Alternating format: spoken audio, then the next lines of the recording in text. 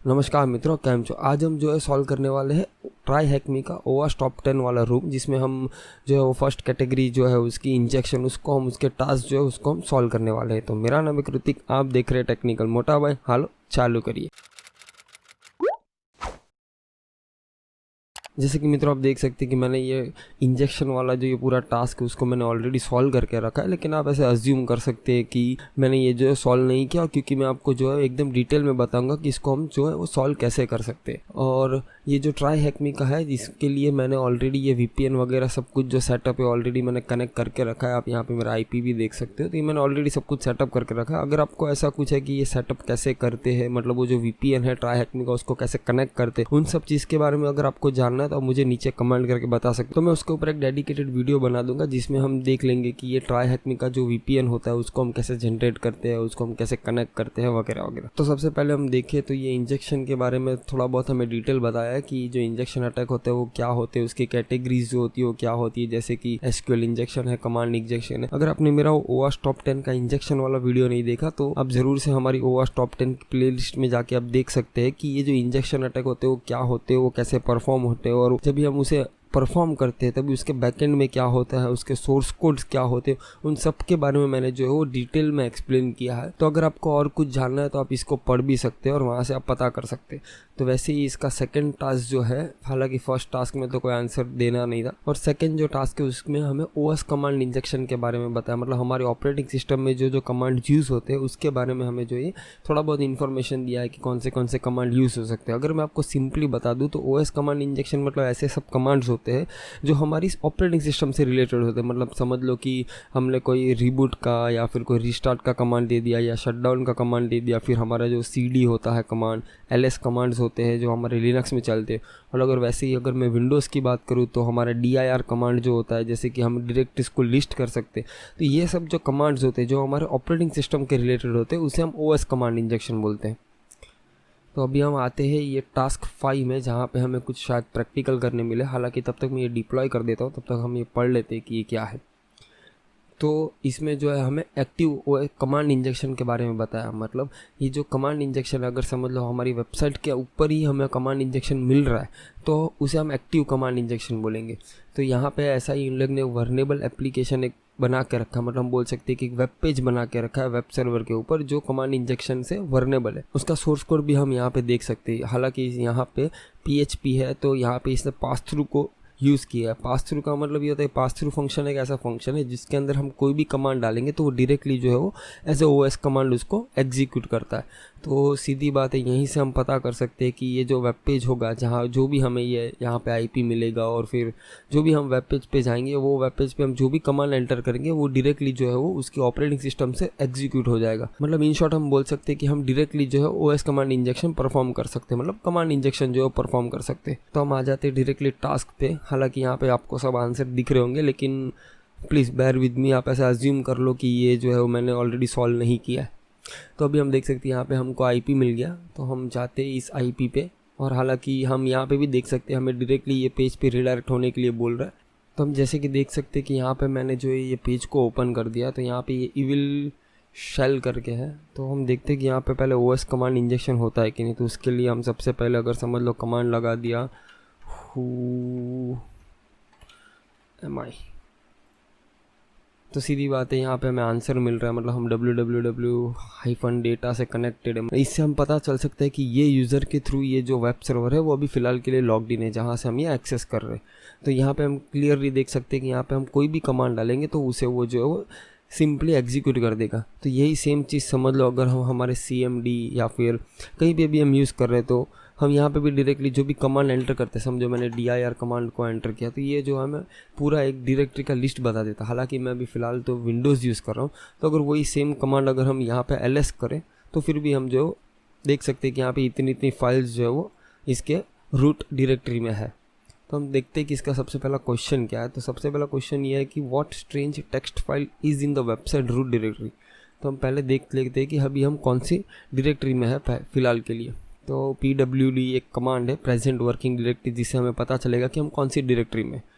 तो हालांकि हम देख सकते हैं कि where HTML के अंदर है, मतलब यही जो है वो रूट डायरेक्टरी होती है कोई भी वेब सर्वर में वेब पेजेस की। तो हालांकि हम जो है वो इसी डायरेक्टरी के अंदर है, तो इसके अंदर की जितनी भी फाइल्स होगी उसे अगर हमें शो करना है तो हम सिंपली ls कमांड यूज़ करते हैं, जिससे हमें उसके अंदर की सब डायरेक्टरी जो है वो शो हो जाएगी, या फिर जो फाइल्स होगी वो भी हमें शो हो जाएगी।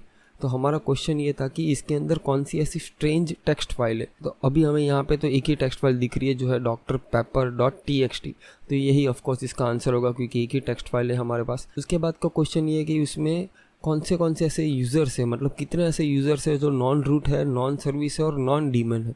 तो अगर हमें यूज़र्स के बारे में पता करना है तो हम सिंपली हमारी etc passwd जो फाइल होती है उसके अंदर हमें जो है वो सब यूज़र्स के बारे में हमें इन्फॉर्मेशन मिलती है, तो हम वो फाइल को ही डायरेक्टली एक्सेस कर लेते हैं ताकि हमें पता चले कि उसके अंदर कितने कितने यूज़र्स है और जो है वो उसमें कितने नॉन डीमन और नॉन रूट यूज़र्स और वगैरह वगैरह कितने हम देख लेते हैं। अभी हम यहाँ पे देखें तो ये रूट यूज़र है, डीमन यूज़र, तो नॉन रूट और नॉन डीमन यूज़र तो यहाँ पे मेरे को कोई दिख नहीं रहा, तो यहाँ पे इसका आंसर जो 0 आएगा क्योंकि यहाँ पे ऐसा कोई यूज़र है ही नहीं जी जो नॉन रूट और नॉन सर्विस और नॉन डीमन यूज़र्स हो। फिर उसके बाद जो क्वेश्चन है वो है कि what user is this app running as, तो ये तो हमने पहले ही चेक कर लिया था कि ये जो एप्लीकेशन है वो कौन से यूज़र से रन हो रहा है, तो वो हमने ऑलरेडी चेक किया था, वो www से रन हो रहा है, तो ये उसका आंसर है। और फिर है कि यूज़र का शेल जो है वो कैसे सेट हुआ है, तो यूज़र का शेल कैसे सेट हुआ मतलब हमारी etc passwd जो फाइल होती है उसके अंदर जो है वो सभी यूज़र्स के बारे में इंफॉर्मेशन होती है, मतलब वो कौन सी चीज़ को एक्सेस कर सकता है। जैसे कि फॉर एग्ज़ाम्पल अगर मैं आपको वापस हम वो फाइल को रीड करें तो यहाँ पे देख सकते हैं कि ये जो डीमन यूज़र है वो खाली यूज़र एस बिन को एक्सेस कर सकता है। वैसे ही समझ लो कि ये जो www डेटा जो ये यूज़र है वो कौन सी चीज़ को एक्सेस कर सकता है, मतलब उसका जो शेल है वो क्या सेट किया हुआ है, वो नो लॉगिन सेट किया हुआ है। अगर इसी जगह पे अगर कोई लेजिटिमेट यूज़र होता, मतलब समझ लो हम जो हमारे पीसीस के अंदर जो हम यूज़र्स क्रिएट करते सबसे पहले जब हम हमारा ऑपरेटिंग सिस्टम जो है वो इंस्टॉल करते, वो टाइम पे जब भी हम जो वो यूज़र क्रिएट करते तो वो जो यूज़र होता है वहाँ पे अगर हमने कोई लिनक्स में अगर हमने कोई यूज़र क्रिएट किया है तो वहाँ पे हमें इसी टाइप में हमें जो है उसका शेल जो होता है वो हमें इंडिकेट करता है कि वो जो यूज़र है वो कौन सी शेल को यूज़ कर सकता है। अभी यहाँ पे है कि नो लॉगिन, मतलब ये जो यूज़र है वो हमारे ऑपरेटिंग सिस्टम में लॉगिन नहीं कर सकता, मतलब उसे जो है वो कोई शेल जो है वो अलोकेट हुआ ही नहीं है। अगर आप नॉर्मली दूसरे कोई पीसी में देखेंगे या फिर दूसरे कोई लिनक्स में देखेंगे तो वहाँ पे आपको जो वो बिन बैश है या फिर बिन sh है, ये जो होते हैं वो शेल होते हैं, मतलब वो शेल हमें एक्सेस कर सकते हैं। तो नॉर्मल जो यूज़र्स होते हैं वहाँ पे आपको ऐसे दिखने मिलता है कि वो बिन बैश को एक्सेस कर सकता है, इन शॉर्ट कि वो लॉगिन कर सकता है। तो अभी जो है वो हमें www डेटा का शेल किस पे सेट हुआ है उसके बारे में इन्फॉर्मेशन चाहिए थी, तो वो हमें मिल गया कि ये जो है वो नो लॉगिन पे सेट हुआ है। तो हम ये पूरा एज इट इज़ कॉपी कर देंगे और तो हमें ईजिली जो है उसका आंसर मिल गया। फिर उसके बाद है कि कौन सा वर्जन ubuntu का ये रन कर रहा है, तो उसके लिए जो हम सिंपली कमांड लगा सकते हैं lsb_release-a। इससे जो है हमें हमारा जो ऑपरेटिंग सिस्टम जो भी इंस्टॉल होगा उसके बारे में हमें जो इन्फॉर्मेशन मिल जाएगी। तो जैसे कि हम यहाँ पे देख सकते हैं कि यहाँ पे हमारा जो है ubuntu 18.04.4 जो है वो वर्जन यहाँ पे इंस्टॉल्ड है और इसका कोड नेम है बायोनिक। तो हमको तो फ़िलहाल के लिए या वर्जन से ही मतलब है क्योंकि हमारे क्वेश्चन में हमको वर्जन पूछा है तो हम वो लगा देंगे। उसके बाद का क्वेश्चन है कि print out the MOTD what favourite beverage is shown, मतलब ये MOTD का मतलब ये होता है कि मैसेज ऑफ द डे, मतलब जब भी कोई अगर यूज़र जो है वो लॉगिन करता है SSH के थ्रू या फिर समझ लो कोई टर्मिनल के थ्रू अगर वो लॉगिन करता है तो वहाँ पे जो है वो हमें एक मैसेज दिखाता है। आपने बहुत बार देखा होगा कि बहुत सारे जो यूज़र्स होते हैं या फिर बहुत सारे जो लिनक्स यूज़र्स होते हैं वो लोग अपनी टर्मिनल में एक ऊपर से एक मैसेज क्रिएट करते हैं, मतलब एक मैसेज शो करते हैं, वहाँ पे उसकी आइडेंटिटी होती है या फिर जो भी चीज़ होती है वो होती है। तो ये जो MOTD होता है उसका फुल फॉर्म होता है मैसेज ऑफ द डे, तो ये जो है वो नॉर्मली ETC के अंदर होता है।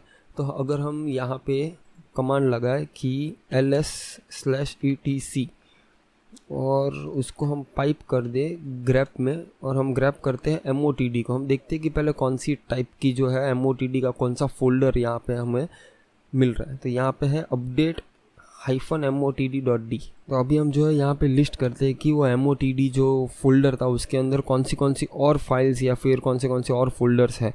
उसके लिए हम कमांड लगा देंगे etc/update-motd तो हमें देखने मिल रहा है कि इसके अंदर 00 हेडर्स और फिर बहुत सारी फाइल्स है।